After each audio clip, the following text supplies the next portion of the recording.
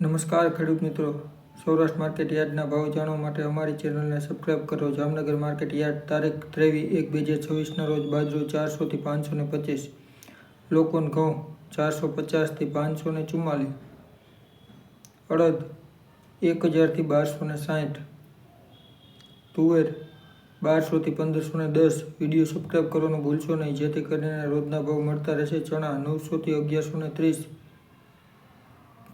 સફેદ ચણા 900 થી 1090, મગફળી ઝીણી 1100 થી 1530,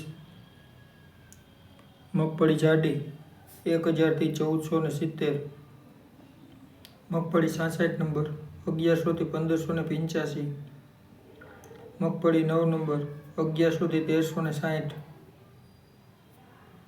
એરંડા 1000 થી 1246, તલ 1000 થી 2000, કાળા તલ 3000 થી 4180,